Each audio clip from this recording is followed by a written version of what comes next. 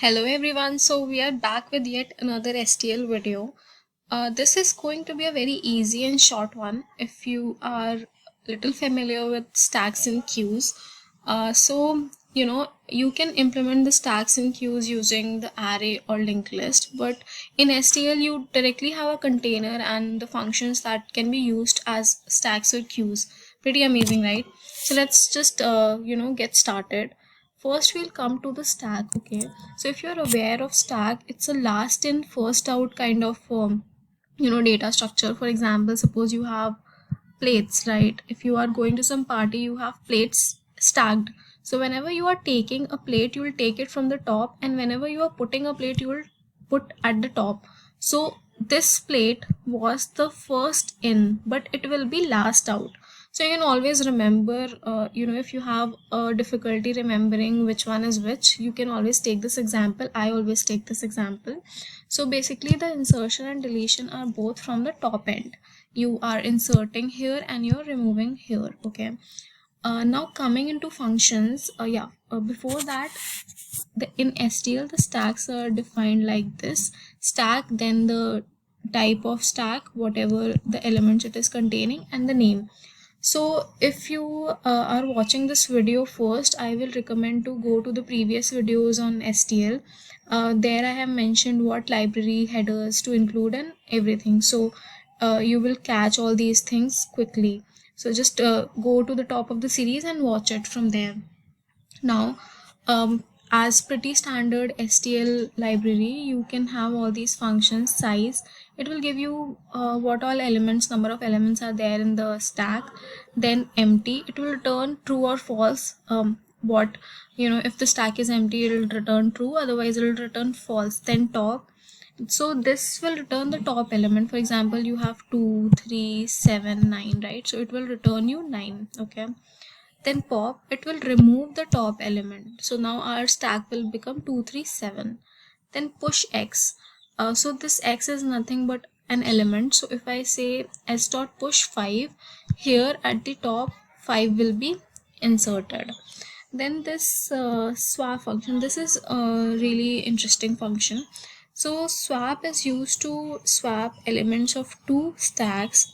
The only condition is that the type of element should be same, right? If stack 1, so s1 is nothing but another stack, so you can define it similarly like this: stack int s1.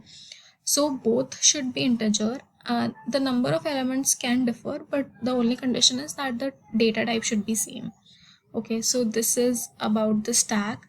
Now let's come into queue. Queue is also very similar. Most of the functions are common. The only difference is how queues work. So queues is a first in first out kind of format. So if you are having a ticket counter, suppose, and you are standing in the line. Okay, so how will it work? Whatever the person will be the first will get the ticket first and will be first out, right? And insertion will be at the end.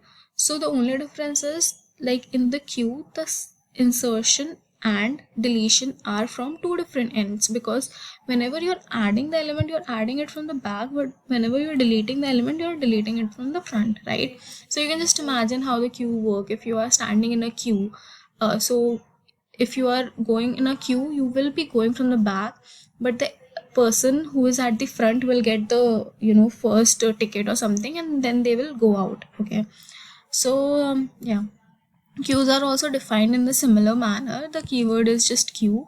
Then you have size, gives the size, number of elements that are there. Empty, boolean, gives whether the queue is empty or not. Then front will give the front element. Okay, whatever the first element was added in the queue.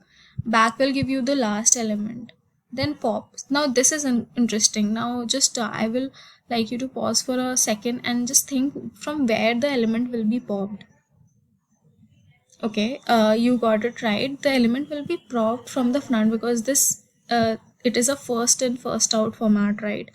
Then push X, it will be pushed from the back because you are going to stand in the last, right? Then swap works on also in the similar way as we saw in stacks.